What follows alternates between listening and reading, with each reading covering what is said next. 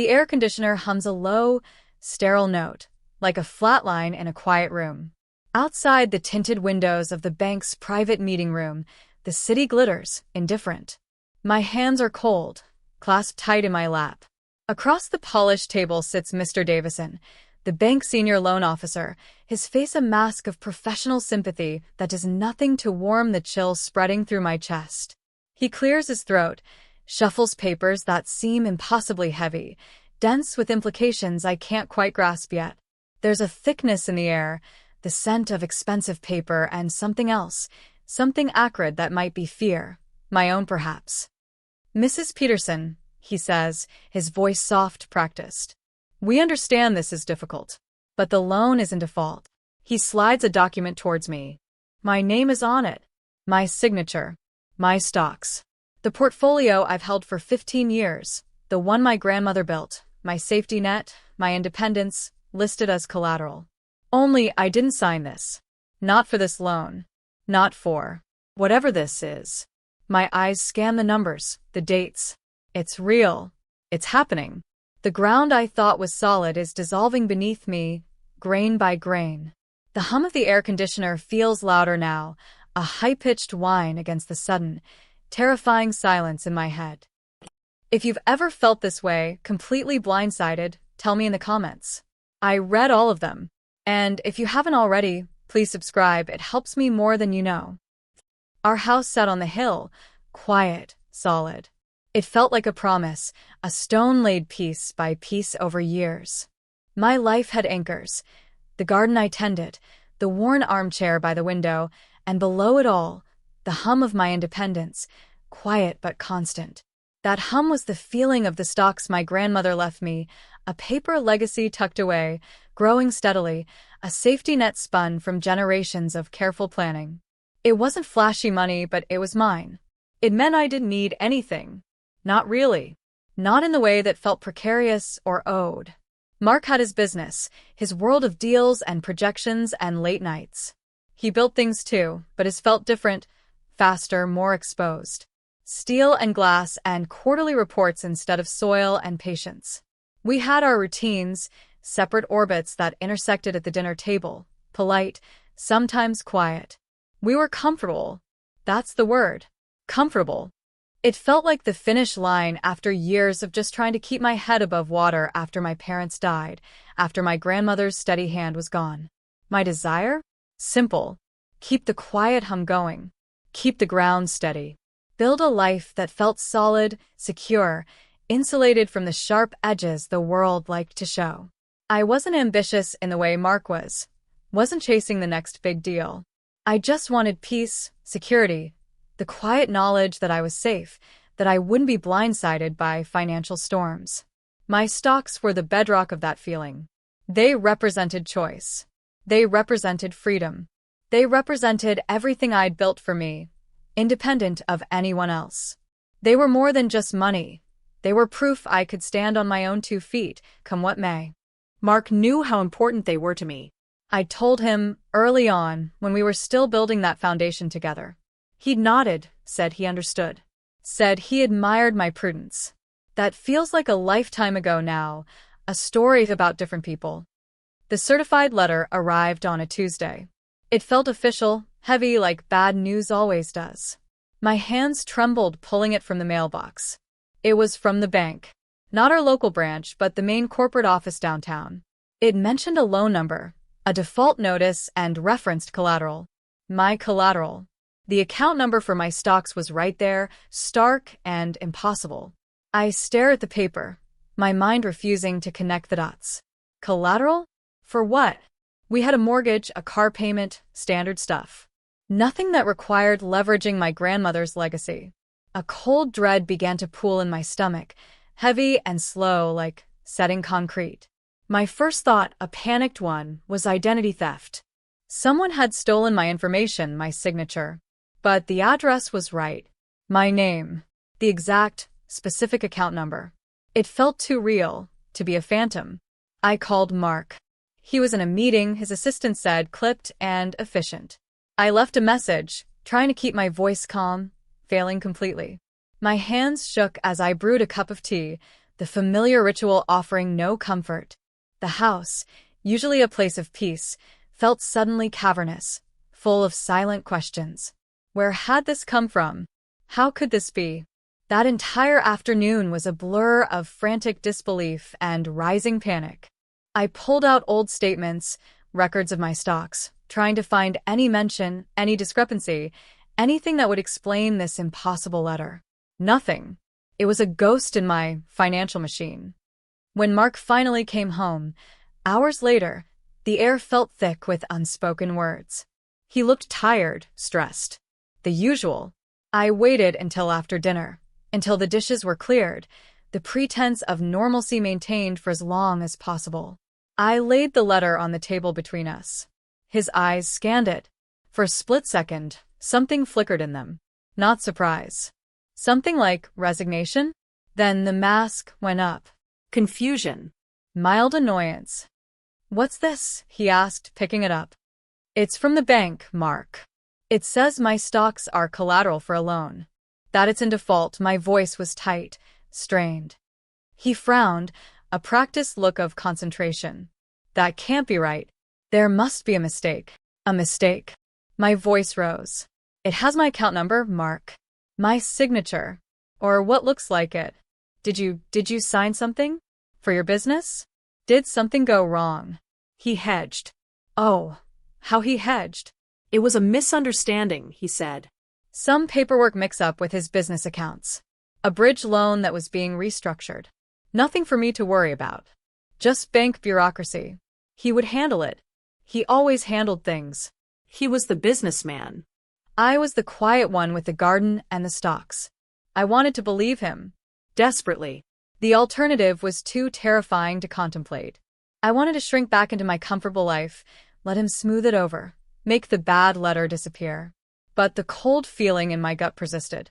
The signature didn't look quite right. And the way he avoided my eyes. The way he kept saying business, not ours. The next few days were a blur of Mark's reassurances and my escalating anxiety. He spent hours on the phone, behind closed doors, his voice low and tense. He told me he was sorting it out, that the bank was being difficult, that it was all a formality. But the knot in my stomach tightened with each passing hour. I tried calling the bank myself, navigating automated systems and unhelpful representatives. They couldn't give me information, they said, not without the loan holder present. It was Mark's loan, they insisted, even though it was my collateral listed. It was a catch, 22 of infuriating proportions. My assets were on the line, but I had no standing to even inquire about the loan itself. It was a financial cage, invisible but steel-reinforced. The rising challenges felt like a slow tide, creeping higher, threatening to engulf everything. Another letter arrived. More formal, more threatening. Language about foreclosure, seizure. The dates were getting closer. I confronted Mark again, the polite mask gone now, replaced by fear and anger. He snapped. Accused me of not trusting him, of making a big deal out of nothing. He said I was distracting him, making it harder for him to fix the situation that he still refused to fully explain. He started staying out late. Business dinners, he said. Emergency meetings. The house became a battleground of silent accusations and slammed doors. Sleep offered no escape. My nights were filled with fragmented dreams of losing everything, of being adrift. Then came the phone call from a lawyer's office, not mine, but someone representing the bank. They were initiating proceedings. They needed access to confirm the value of the collateral. My stocks. The timeline was short. Days, not weeks. This wasn't a misunderstanding. This was real. This was immediate. My world began to crumble. I stopped asking Mark. His lies were too transparent, too insulting. I knew deep down he had used my stocks. For what? And why would he risk everything? Risk my security, our life? The answers felt too painful to seek, but the consequences were too dire to ignore. I went to see a lawyer myself. Not the one I used for wills and minor things. A shark. A financial litigator recommended by a friend of a friend, described as ruthless and discreet. Her office was minimal, sharp lines, a view of the city that felt predatory. I laid out the letters, the phone call, the fragmented story Mark had given me. She listened, her expression unreadable. When I finished, she leaned back, her gaze sharp and direct. "Your husband used your stocks as collateral," she stated, not a question. "For a loan he took out." I swallowed, the words like broken glass. Yes. But how? I didn't sign anything. Forged signature, perhaps. Or you signed something innocuously years ago that gave him power of attorney over financial matters, which he then misused. The blood drained from my face. I remembered signing papers when we got married, merging some accounts, setting up powers of attorney in case of emergencies. Standard stuff, I'd thought. He'd handled it all. I'd trusted him. The depth of the potential betrayal hit me with a physical force, stealing my breath. Not just money. My trust. My history. She needed access to the loan documents, to Mark's business structure, everything. This was the wall. How could I get that information? It was confidential. She explained the legal avenues, slow and uncertain, likely too slow to stop the bank from seizing my assets. The initial outlook was bleak. My stocks were exposed. The bank had a valid-looking agreement. Stopping them seemed impossible without immediately paying off a loan I knew nothing about, potentially a huge sum, just to buy time. Time I didn't have. The deepest point of the crisis settled over me like a shroud. Mark was barely home. When he was, the tension was suffocating. He knew I knew, or suspected enough. He stopped trying to lie, replaced it with icy distance and veiled threats. If I complicated things, if I didn't trust him to fix it, I'd regret it. Regret what? Losing my money? What else did I have to lose? He was like a cornered animal, dangerous and unpredictable. I started uncovering pieces myself. A stray bank statement left on his desk. A business name I didn't recognize. Phone numbers saved under generic initials. I felt like a spy in my own home. The picture that emerged was horrifying. The loan wasn't just for his business. It was for a venture, a risky one, under the name of someone else. Someone I began to suspect was more than just a business partner. The confirmation came like a blow to the head. Digging through his things, a frantic, humiliating search born of desperation, I found a second phone. And on it, messages. Pictures. A name. Claire. The messages weren't about business. They were intimate. And they mentioned the loan. The funding for her new gallery. My stocks were funding his mistress's dream. The air left my lungs. My knees gave out. I sank to the floor. The phone clattering away. Betrayal upon betrayal. He hadn't just stolen my financial security. He had used it to build a life with someone else. The quiet, comfortable life I'd built, the trust I'd given, it was all a lie. He had been systematically dismantling me, asset by asset, truth by truth, to fund his double life. The money, the stocks, suddenly felt secondary to the crushing weight of this personal violation. I was ruined, not just financially but emotionally, irrevocably. All seemed lost. The bank was coming. My marriage was a wreckage. My future felt like a vast, empty space. There was no fight left in me. Just a hollow ache where my heart used to be. I sat there for a long time, the silence of the house screaming around me, the ghost of Mark's laughter, Claire's name, echoing in the void. Then something shifted, slowly, like the turning of a massive, rusty gear. The despair was too heavy to carry. It started to transmute, from crushing sadness to cold, hard anger, from feeling like a victim to feeling surgical. They wanted to take everything? My money, my life, my dignity? Not if I could help it. Not if I could twist the knife he'd plunged into me and aim it back at him. I called the lawyer. Her name was Evelyn. Her voice was steady, calm. I told her everything I'd found. About Claire. About the venture. About the depth of Mark's deceit. I wasn't crying anymore. My voice was flat, hard. I didn't want to just stop the bank from taking my stocks anymore. I wanted to understand everything. Every line of that loan agreement. Every detail of Mark's business structure. Every personal guarantee he had ever signed. I wanted to know how deep the rot went, and more importantly, I wanted to know if there was a way to use his own poisoned roots against him. Evelyn listened, her questions precise and probing. We met the next day. I brought everything I could find. Financial statements, business documents I'd barely glanced at before, anything with Mark's signature. We spread them across her conference table. It was like assembling a puzzle of betrayal. The loan using my stocks was tied to Mark's business, a common practice to secure favorable terms, but the way he'd done it, it was sloppy. He'd mixed personal guarantees with business assets, layered debt, potentially violated terms on other loans by taking this one out using collateral he didn't fully disclose or have sole rights to. And the entity receiving the funds, Claire's gallery, it was structured in a way that blurred the lines even further between Mark's personal wealth, his main business, and this new venture. Evelyn pointed to a clause in the loan document using my stocks, then to a section in Mark's main business's operating agreement, then to a personal guarantee he'd given years ago for a different loan. The lines began to connect, forming a tangled, precarious web. Mark hadn't just used my stocks. He'd woven them into his own complex, debt-laden financial structure in a way that created unforeseen vulnerabilities. He thought he was leveraging my security to protect his world or fund Claire's. But he had created a potential cross-default nightmare. My stocks, acting as collateral on this specific loan, when defaulted upon, could, under the right legal pressure, trigger defaults or expose liabilities in his business structure.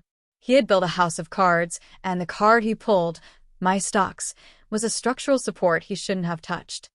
The turning point was the realization. I didn't need to save my stocks by paying off the loan. That would be a massive, unrecoverable loss, and it would let Mark off the hook. My stocks were the trigger. By letting the bank seize them, or initiating legal action because they were being seized due to his default and fraud, I could potentially expose the whole tangled mess of Mark's finances. His business, his personal guarantees, his other debts, they were all interconnected. The bank's action against my personal, clearly separate asset could be leveraged to shine a spotlight on the shaky foundation of his business empire. It was incredibly risky. My stocks would likely be gone. But the potential fallout for Mark, it could be catastrophic. Evelyn laid out the strategy. It was complex, requiring precise timing and exploiting legal nuances. We would allow the default deadline to pass. We would not pay. We would not try to stop the bank's initial move on my stocks head-on. Instead, we would simultaneously initiate legal proceedings, challenging the validity of the signature on the loan using my stocks, and filing a claim against Mark personally and against his business entity, alleging fraudulent conveyance and financial malfeasance tied directly to the loan and his interwoven finances. The goal wasn't just to get my stocks back eventually, which was a long shot. The goal is to use the bank's foreclosure on my stocks as the catalyst that would force a legal and financial reckoning for Mark's entire world. We would essentially force the bank and potentially his other creditors to look very closely at his financial structure because of the mess he made using my clean asset as collateral. His sloppiness, his blending of personal and business, his potential fraud in obtaining the loan, it would all be exposed under the harsh light of a default proceeding involving an asset he shouldn't have touched. It was a financial demolition derby, and I was intentionally driving my car into the pileup, knowing it was the only way to ensure his vehicle was totaled. There was a specific legal maneuver, Evelyn explained, tied to how the collateral agreement referenced his business and how his personal guarantees were structured. By letting the bank move on my stocks and then immediately contesting the legitimacy of the signature and the underlying purpose of the loan, funding a Mistress's gallery versus legitimate business expense, we could argue that the default on this specific loan, due to its questionable origin and the use of potentially fraudulently obtained collateral, triggered a review of all of Mark's related financial instruments. This review, given his precarious debt structure and interwoven assets, would expose him to cross-defaults and demands from other creditors. His business, heavily leveraged and built on a foundation of debt and hidden liabilities, was far more vulnerable to this kind of scrutiny than my clean, inherited stocks. He had built a trap, and I was about to spring it, knowing the jaws were aimed squarely at his own neck. The days leading up to the bank's deadline were a different kind of agony. Not panicked fear, but tense, cold anticipation. I felt like a soldier waiting for the battle to start. The plan set, the outcome uncertain, but the determination absolute. Mark was oblivious. He was still scrambling, trying to appease the bank, likely trying to find some other way to keep his secrets buried. He thought he was just dealing with a minor loan default and a difficult wife. He had no idea the scale of the storm I was unleashing. He came home the night before the deadline. He looked drawn, tired. He tried one last time, a pathetic attempt at manipulation. "Are you going to let them do this?" he asked, his voice low. "Are you going to let them take your money? Ruin us?" Us. The word felt like ash in my mouth. There was no us left. He had destroyed it, stone by stone, lie by lie. "They're not ruining us," I said, my voice calm, colder than I expected. You did that, Mark. "All by yourself." He stared at me, searching for a flicker of the old me, the trusting wife. He found only emptiness. He turned and walked away, the sound of his footsteps receding, the final echo of a life that was already gone. The day the bank was set to seize my stocks dawned gray and bleak. I went to Evelyn's office. We sat in silence, watching the clock. It felt surreal. The culmination of so much betrayal, so much fear, so much calculated planning. My stomach was a knot of tension, but my mind was clear. I had accepted the loss of the stocks. That pain was a dull throb now, overshadowed by the fierce, sharp focus of revenge and survival. Mid-morning, the call came. Not from the bank, not yet. From Mark. His voice was frantic, panicked. "What did you do?" he screamed down the phone. "What did you tell them?" I held the phone away from my ear, Evelyn watching me. "I didn't tell them anything, Mark," I said, my voice steady. "I just stopped protecting you." "They're here," he yelled, the background noise a chaotic jumble. "At the office." "Not the bank, other people. Lawyers. Auditors. They're seizing assets. My accounts are frozen." "What did you do?" A slow, cold wave of satisfaction washed over me, powerful and absolute.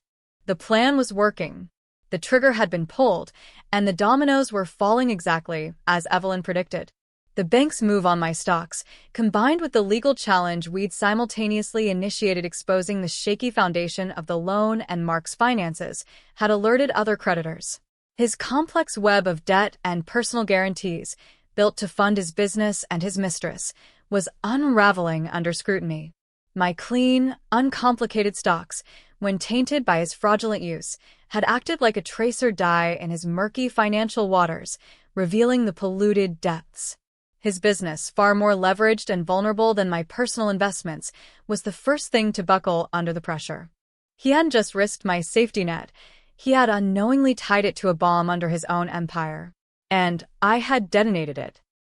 "You build a house of cards, Mark," I said, my voice low, cutting through his panic. "And you used my foundation as the weakest link. Turns out, your own structure couldn't handle the strain." His screaming became incoherent, a strangled sound of pure, unadulterated rage and disbelief. He was blindsided. He thought he was risking my stocks, maybe losing them, but saving his business, his source of power and control. He never imagined that using my assets, in the fraudulent and sloppy way he did, would create a path for his own world to collapse first. He hung up abruptly, the silence on the line louder than his screams. Evelyn smiled, a small, grim smile that didn't reach her eyes. "They're moving on his primary business assets," she confirmed, looking at information on her screen. "The bank holding the loan against your stocks initiated action, yes, but our legal challenges immediately triggered a cascade. Other creditors were alerted to potential fraud and cross-defaults based on his personal guarantees tied to both loans. His business structure is highly leveraged. They're securing their positions. Your stocks, they're complicated now. Subject to the legal dispute we raised regarding the forged signature and fraudulent nature of the loan. They are effectively frozen. Yes, the bank can't touch them cleanly, because we contested the premise. But more importantly, The action against them has redirected the financial hurricane onto Mark's business, which was far more exposed. Mark screamed because he lost his business. The thing he valued most. The source of his ego, his wealth, his ability to fund his double life. He lost it, not directly to the bank foreclosing on my stocks, but to the legal and financial chaos that my stocks being used as collateral and defaulted upon unleashed on his own fragile empire. He used my safe haven to fuel his risky, deceitful life, and in doing so, he set fire to everything he had built. In the aftermath, Mark was ruined. His business was seized, liquidated to pay creditors. He faced investigations into financial fraud. Claire evaporated. It turned out her gallery was just another one of his shaky investments, and without his money, there was nothing there. He was left with nothing but debt and legal problems.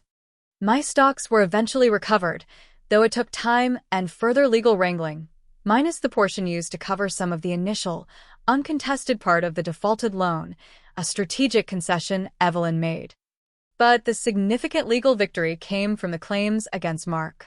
Because he had committed fraud by using my assets and because his business was liquidated, I was awarded a substantial judgment against him, legally positioning me as a creditor with priority over many others due to the nature of his actions against me.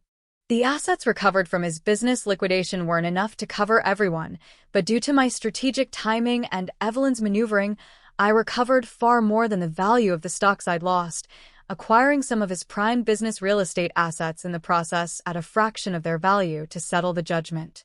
Mark lost everything. I, having strategically played the hand he dealt me, ended up not just surviving, but financially stronger, inheriting parts of the empire he tried to build on my back. The house on the hill feels different now. Quieter, perhaps. Lighter. The garden still thrives, a testament to patient, honest growth. The hum of my independence is louder now, deeper, no longer just about safety, but about power. Not power over others, but power over my own life, the fierce, hard-won knowledge that I can protect myself, that I can fight back, and that sometimes the trap someone sets for you can, with careful, cold calculation, become the cage they seal themselves inside. There's no triumph, not really. Just a deep, abiding stillness. The cost was high. My trust, my marriage, my peace of mind, gone forever. But I survived. And I ensured that the one who tried to bury me was buried by his own hand. If this story hit close to home, I'd love to hear your version. Drop a comment with where you're listening from and what time it is. Thanks for being here. Subscribing helps bring more of these to life.